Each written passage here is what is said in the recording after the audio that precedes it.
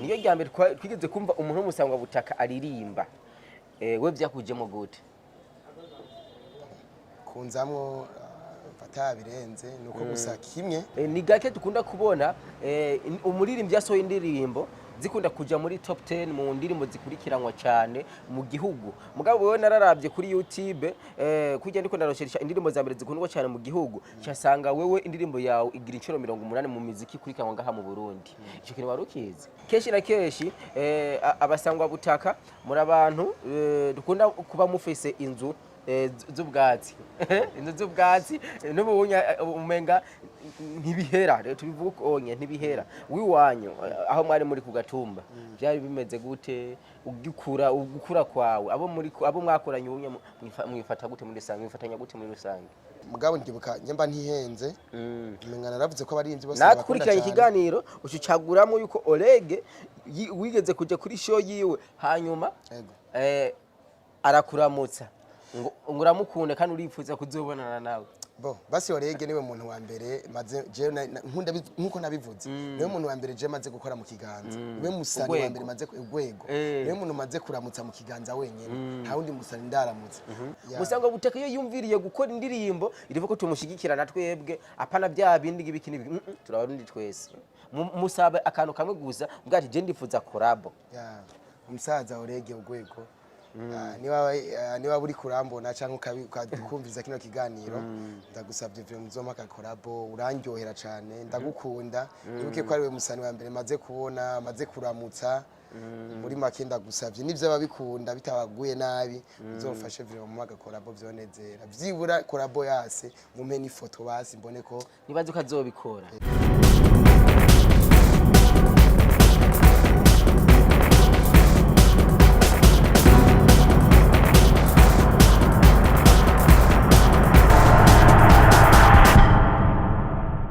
Yes, ukunze Barog Steve nabaramukije kuri mikoro muri kumwe na Jasmine Masamba nyuma ya kamera ni Kibanomike bana yabaha amasanamu ameze neza cyane. Uno munsi ndi kumwe n'umuririmbyi w'umurundi, umwe mu baririmbyi navuga yuko bariko barakora neza cyane ndetse indirimbo yiwe ya mbere ari mu ndirimbo ziko zirakundwa cyane igira incuro 70 mu ndirimbo zikurikiranwa ngaha mu Burundi. Ku rubuga rwa YouTube hari abantu benshi bagiye batandukanye batazi indirimbo ziduga gute canke bigenda gute mu ndirimbo uwo muririmbyi asanzwe ava mu ntara ya Kayanza ariko ndabibutse yuko asanzwe ari muri babandi bitwa ngo abasangwa butaka yitwa MK Keita twaza kubaza bice bigiye bitandukanye kuko bereka yumviye kuririmba ndakora mu kijumeze neza cyane yego ndakwakiriye kuri Rock Steve murakoze cyane karibu kandi kuri plateau za Rock Steve yego yes Keita yego kubera ki MK Keita bo MK Keita nuvuga ko ari umuririmbyi niko nabivuga abantu benshi bagiye batandukanye hariho video wigeze guca ku radio uravuga yuko uri umusangwa butaka niyo rya mbere twigeze kumva umuntu w'umusangwa butaka aririmba we byakujemo gute kunzamwo batabirenze nuko gusa kimwe nuko nkundiye impano yo kuririmba nkuko nabisiguye nyene kujya nyene nuko nsanzwe nkunda kuririmba nyene uri umuririmbyi w'umurundi keshi abasangwa butaka ni abantu bakunda benshi bakibaza yuko ngo baritinya we kuko bari kubahutse vuze ngo kubera ikintu bahutse nuko nabikoze ndabikunda antukanda imazimo iminsi myinshi ndavyifuza ndavyumvira ndaronka bantera intege niyo mpamvu nabikoze nanje uvuze iminsi myinshi kiretse iki gikorwa cyambere umaze gushira kuri YouTube bari ufite ibindi bikorwa bo nta kindi gikorwa nafise gusa navyumvire kuva kera yego waravyumviriye hama ushora uririmba yego igambere na mbere ucinjira muri studio murabasangwa butaka byagenze gute byarakorohera muri studio bo je navuga ko vyanyoroheye kwinjira muri studio kiretse ko utobura tugorane muhura natwo gabo je navuga ko vyanyoroheye ko nafise umuntu yamfashije ico gikorwa ca mbere uwo muntu yagufashije byagenze gute ni wamubwira ati je nafise impano yo kuririmba hamushira amubwira ati nashaka yuko unjara muri studio umuntu yafashije ni umuntu yamfasha kuva kera nkiri ku ishuri kwera asanzwe abizi arumva nyene ko mfise iyo tara bandanije mfasha n'ubundi n'ubunye ni kuvuga muri make ni manager wawe si manager wanje yaramfashije avuga ati ndagufasha indirimbo ya mbere bisigaye uzokwimenya ni gake dukunda kubona umuririmbyi yasohoye indirimbo zikunda kuja muri top 10 mu ndirimbo zikurikiranwa cyane mu gihugu. Mugabo wewe nararavye kuri YouTube kujya ndiko ndarosheresha indirimbo za mbere zikundwa cyane mu gihugu, cyasanga wewe indirimbo yawe igira incuro 80 mu muziki ikurikiranwa ngaha mu Burundi. Ico kintu warukize? kandi ico narinzi gusa ndabishimira Imana. Muge byo gukurikirana imiziki urasanga ubizi kuvuga rwa YouTube yuko ari indirimbo zibiza mbere ya kabiri ya gatatu. Navyo menyereye cyane ndi mushasha. Ngo murakoze cyane mwe mwayibonye. Okay. Uriko urakora iki kumva kugira umuziki wawe uzobandanya utera imbere? Bo ico ndiko ndakora novuga ko mbandanya nandika ko ndi umwanditsi n'indirimbo nje ndaziyandikira. Nta birenze novuga ngo ndiko ndakora kubera nta buryo fise. Ngabo kuririmba ndabizi ndabifise nk'impano yanje ari hamwe vyokunda nkarungene nshobora kuguma nkora nkora cyane. Keshi na keshi abasangwa butaka muri abantu dukunda kuba mufise inzu z'ubwatsi inzu z'ubwatsi n'ubunya umenga ntibihera rero tubivuga onye ntibihera wiwanyu aho mwari muri ku gatumba byari bimeze gute ugukura kwawe abo mwakoranye ubunye mwifata gute muri rusange mwifatanya gute muri rusange? Ikijanye n'inzu ubu nta nzu z'ubwatsi twe dufise nk'ahantu byari vya kera kweri hareze ko baratwubakiye amazu arahari muhira kiretse ko ubu ntahaba nyene bw'amazi ndazi ko amazu twasinzwe y'amabati ubu. Keshi na keshi abaririmbyi barakunda kuvuga ati barabanirwa we nawe wishira hehe tuve mu busangwa butaka tuvuge wewe abari umuririmbyi muri rusange kubanirwa ushatse kuvuga kumba radio cyangwa promotion ku social media? Okay, urakoze. Ukuvuga je promotion ya mbere narose nta kintu na kimwe nta no guhinga nigeze nshiramo. Ku radio ya mbere natanguriye ko za iteka n'ahandi henshi numva abantelefona bakambwira turagukeneye tukabonana bakambwira ngo ndagukeneye nk'ejo canke hirya y'ejo haca ngenda mbona n'abantu n'ubu je ndatangara mbonye nk'umuntu yampostinze abakomedie nkabona abanshize ko ngo MK kunuku araba bindungikira kuri WhatsApp nkabona bandukiye ngo herabo kunuku avuga ati Imana ishimwe nta nabazi n'ubu je ni bake. Yes, kunzi Barogi Steve ni MK Keita, ni MK Keita? No, ni M Keita, M Keita. M Keita. Mu kwandika n'amajambo matonya M Keita wandika M ugacushiraho espace ugaca wandika Keita ni K na E na I na T na H na A. Okay. Keshi urumwe wakwijije abantu ibihumbi 4 ku rubuga rwa Facebook umunsi umwe wabyakiriye gute? Bo je nabinezerewe cyane n'abantu benshi byarabatangaje nuvuga ko atabuhinga je nakoze ko nta nabirebere namenyere ku bintu by'imbuga kiretse ubu ndiko ndabona buke bo je ndabona nk'igitangaro nanje kubera rero n'abambwira ngo nukuri ngo felicitation nanje ko atavyo menyereye ubu ndiko ndabibona muri make. Hari abaririmbyi bakunda kutubwira yuko iyo umaze kubura umusani ari umuzigo ukomeye we nawe bigenda gute nk'umuririmbyi wavuye mu byo rusanzwe urimwe busigaye uri muri hanzi umusani we bigenda gute mu buzima busanzwe mu gihe abana bavuga ati ubusani n'umuzigo wa mbere ukomeye cyane? Jewe nta birenze tundi muhira nta kazi mfise n'ubundi shatse kuvuga kaka restaurant kahari ya Haboro impande yo muhira k'igihumbi n'atanu. Bo ibyo ni bisanzwe bo mugabo je ndi umuntu basi nyamamuhira kwa nta kazi mfise nyamamuhira wamamuhira. Nike kintu hagati y'abaririmbyi bo mu Burundi abaririmbyi bo mu Burundi ndazi ko ari abaririmbyi benshi ndagucaguza umuririmbyi umwe wifuza kuzokorana nawe collab? Umuririmbyi wa mbere nifuza abaririmbyi bose bo Burundi ndabakunda cyane. Barabakunda cyane. Barabakunda cyane. Ico kibazo bageze kimbaza ku radio. Mugabo ndibuka nyamba ntihenze. Menga naravuze ko abaririmbyi bose bakunda cyane. Nakurikiranye ikiganiro ucicaguramo yuko Olege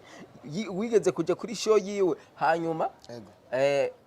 arakuramutsa ngo uramukunda kandi urifuza kuzobonana nawe. Bo basi Olege niwe muntu wa mbere maze je nkunda nkuko nabivuze niwe muntu wa mbere je maze gukora mu kiganza niwe musani wa mbere maze urwego niwe muntu maze kuramutsa mu kiganza wenyene nta wundi musani ndaramutsa ubundi ndipfuza nk'abari noji bo wacu mu Kayanza hari iwacu ndipfuza bakiri ku vraiment ndabakunda cyane ba Double J n'abana ba Fernando bose no kuvuga rero Olege impamvu namuvuze ni ko ariwe muntu musani wa mbere amaze kundamutsa mu kiganza ciwe nuvuga ko yari amateka ya mbere. Olege niwe mu baririmbyi novuga kubona yuko ari umwe mu baririmbyi bangaha mu gihugu cy'u Burundi bigeze umunyagihugu ari wese yipfuza kujya kuraba Oreg icyo yakoze kuri YouTube. We wagize amahirwe yuko akuramutsa mwarabonanye muba mwarayazi sha nibaza ko ntibyari no gukunda no kuyaga nabo bo nta naho byari guca ko je kumuramutsa byonyene mu kiganza nkamushira ukuboko mu kiganza nayibona ko ari ibintu bitabaho bidasanzwe ya mifoto byari ibintu bisanzwe byari ibintu bigoye cyane gutahura n'ifoto icyo gihe ntiyigeze iba ntibyari gukunda nabizi Oreg narabyipfuza mwaba mushakiki nguyu mwana ashaka ukuboko na collab arige wosangira abayo urahezagiye ibintu bikagenda neza hamwe vraiment byo mushikira akabikora byonezera cyane gose musaba gakorabo aya ndazi yuko azobona Oreg ati jewe collab ndayeme nazira ko matira azoyikira akavuga ati uyu mwana naze none musangwa butaka iyo yumviriye gukora indirimbo irivuga ko tumushigikira na twebwe apana bya bindi gibikini turabarundi twese musabe akantu kamwe gusa mbwa ati je ndifuza collab umusaza Oreg ugwego niba buri kurambona cyangwa ukakumviza kino kiganiro ndagusabye vyo muzoma ka collab urandyohera cyane ndagukunda nibuke ko ari we musani wa mbere maze kubona maze kuramutsa muri make ndagusabye nivyo babikunda bitabaguye nabi uzofashe vyo mu collab vyonezera vyibura collab yase mumpe n'ifoto basi mbone ko nibaze ukazobikora yego Keita tugusubira inyuma gatonya watubwiye yuko waciye ku ishuri wahora wagufashije mu usori indirimbo ari nawe yakwigishije kuba tari bize n'amatari banga wize kugira mu wakangahe aho nize gushika yego warahejeje amashuri narahejeje imanitse amashuri 13 wahejeje imanitse amashuri 13 muri kino gihe warabaye umusani ndazi ko umusani akunda guhura ibintu bigiye bitandukanye ukorera akazi kawe mu gisigara cya Bujumbura usanzwe uvuka mu ntara ya Kayanza bigenda gute hari ya Anyaruguru yuduze kuva ntanguye kuririmba sinaduga na rimwe mu Kayanza ntaduga na rimwe mu Kayanza muziki uraryoshe y'abasani ubu bimaze ko nabitagatiye tuze twihorera mugabo baze baduhako keshi iyo umuntu abantu twakuranye turakunda kubibagira ubwo wona ntuzuhava wibagira abantu mwakuranye hamwe no kwibagira aho navuye canke abandeze Imana yo bimpanira nibaza ko nashobora kuvyibagira baza niteze kwanza kuzofasha abandi bantu mu gihe umuziki wanje wotera imbere nifuza kuzofasha abandi bantu bo muhira ababanyi abagenzi yego hariho amashirahamwe menshi agiye atandukanye ashigikira abantu cyangwa umuntu mu boss wo musabiki aho nk'umusangwa gutanga sinabisaba nisunze ubwo bwoko ahubwo nabisaba nisunze umuziki wanje ico no saba umuntu ushobora kumfasha impano yo kuririmba navuga ko ndayifise kubera sijenda bibona ndabirabira ku bantu bambwira ati big up sana urakora cyane nkabibona ko bariko barashigikira akaja kuri YouTube kuri Facebook yanje nkabona ko bariko barakora rero umuntu yo kwifuza kumfasha nk'akarorero numusaba ko nyene yofasha nk'umunyamuziki akamfasha ngatera imbere nanje nkazofasha abandi kandi ndabikunda cyane umuziki ndawukunda cyane gose ubu rero ugira wagitinga icupura rifise akavinyu mwanakoze cyane notuma ninywera inzoga kapera kwanza nanyoye sinzi ko ndagashobora nofuma ninywera inzoga nkicwa n'ibiyovyabwenge agusubira mu rukundo nkitwa imbohe y'abademu n'abariyo bararira bateye inda ariya na buzima lemi pare gatonye gese bakunze ba Rock TV hajya mbebwe mukobwa nyene yaraguteye ibibazo mbere navuga ko wa mwigeme ndazi yuko kuri plateau za Rock TV ubusige rya mbere dukoranye ikiganiro yari yaguteye ikibazo ni nawe yatumye indya ndi bizoga cyane gose hajya yitwa nde reka tugeza musha muvone turamushyira kuri ntuze ya kuri plateau za Rock TV kugira mu mubone umuntu yatumye yinywera inzoga hanyuma kandi ujya mukobwa aramaze kugera muri video ya Benturo bashamukoresha ivyo nyene sawa reka tugeza hamareka ndagushimire yego rakoze cyane yes bikunze ba Rock TV kuri mikoro muri kumwe na Jazima Masamba inyuma ya kamera ni Kibanomike twari kumwe na MK Keita mwaranye mukara subscribe na comment tubwire imbuga ziwawe platform zose YouTube Instagram Twitter abantu bagenda kuguforowinga ya nkoresha imbuga zitatu zonyene ndakoresha YouTube ni mkeita official barabe bariya anya ya Facebook ni mkeita na TikTok ni mkeita nizo mbuga zitatu zonyene nkoresha